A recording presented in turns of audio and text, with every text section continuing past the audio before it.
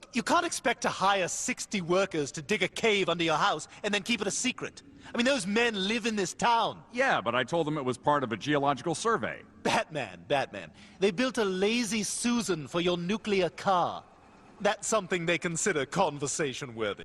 You know, you would think it would be easy to make a sequel. After all, the characters are already established for you. You can explore more of the world that was already created in the first movie, and you can expand on the characters to give them more depth and meaning. That's what Empire Strikes Back did. That's what Godfather 2 did. That's what Ghostbusters 2 did. Oh, wait, I'm sorry. That's what Ghostbusters 2016 did. Messed that up again, sorry. That's what Toy Story 2 did. There we go. So you would think that making a sequel to the wildly successful Batman movie would be a walk in the park and an immediate success that is loved by audiences and critics alike. But sadly, no. Instead of making the most out of the success of the original movie, they rushed the sequel into production, brought Tim Burton back, who had no interest in making the movie, and used one of the worst scripts ever written. So what is it that makes this movie so bad? Well, grab the shark repellent, kids, because that's what we're going to talk about today. But before we do, please leave a like, a comment, and subscribe, and I'll love you forever. Anyway, here we go.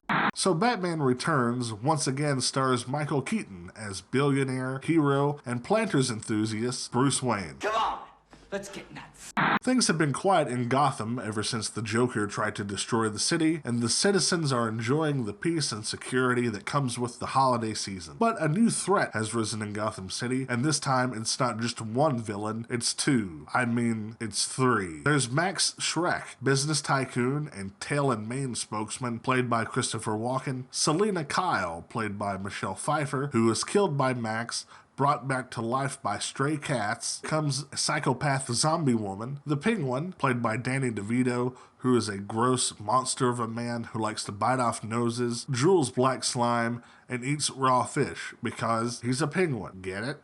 Together, these foes will bring Gotham to its knees by blowing up buildings, terrorizing streets, and running for mayor. That is a dumb, stupid, dumb idea. But luckily for Gotham City, Batman, who despite being constantly annoyed by Commissioner Gordon and witnessing penguins give a military-style water burial, manages to save the day. So you may be saying, Adam, why is it so bad? I'm glad you asked.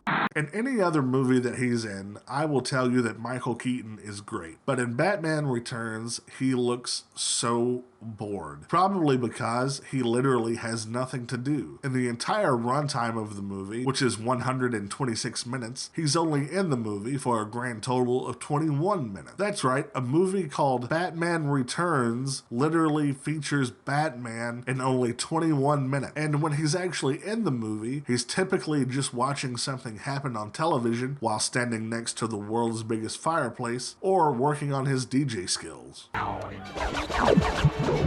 Michelle Pfeiffer is someone I've never thought was particularly good at acting, but let's be honest, anyone would sound stupid when they have to say lines like this. I am Catwoman. Hear me roar. Like I mentioned previously, Christopher Walken is in this movie, which was a total surprise when rewatching this movie, and then that surprise quickly turned into praying for an early death, so I didn't have to watch it anymore. Give me cancer now, God! Why this character was added into this script, I will never know. But after watching this, I'm convinced now more than ever that the best thing that Christopher Walken has ever done is... I got a fever! And the only prescription is more cowbell! And then there's Danny DeVito, a man who obviously saw how much fun Jack was having while hamming it up as the Joker, and immediately thought to himself, I can do that. Now, I will admit, he does look like he's having fun with this, but good lord, look at this guy. Imagine being a kid and seeing this foul thing come out of the water. Or imagine being a parent and being horrified as you and your kid watch him sexually assault a woman. It's about reaching out to people, touching people, groping people.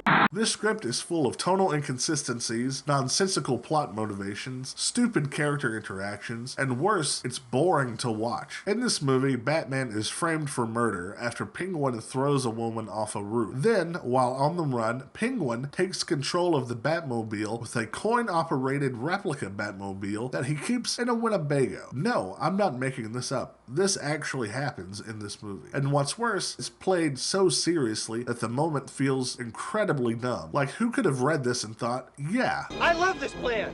I'm excited to be a part of it. Or consider Catwoman's whole story. She wants to kill Max. Why? Because he threw her out of a window. But Batman, being a hero, won't let her kill Max. So she needs to kill Batman so that she can kill Max. But she can't kill Batman alone, so she asks the Penguin to help her kill Batman. The Penguin agrees to help her, but still won't let her kill Max because the Penguin is running for mayor and Max is funding his campaign. So before she can kill Max, she has to agree to help the Penguin kill Batman so he won't interfere with the Penguin becoming mayor. Then after Batman is dead and the Penguin is mayor, then she can kill Max. Got it? Another big issue is the lack of respect for the character. I know we live in a time where people say you shouldn't care about source material and you shouldn't care about canon, but to those people I say you are an idiot. Now that doesn't mean that changes can't be made, but any changes that you make should still capture the spirit of the source material. The Penguin is no longer a gentleman thief and crook. Instead, he's a gross pig beast who slobbers, dreams of grabbing women, is literally raised by penguins, and wants to murder children. Catwoman is no longer a strong, quick-witted cat burglar femme fatale. Instead,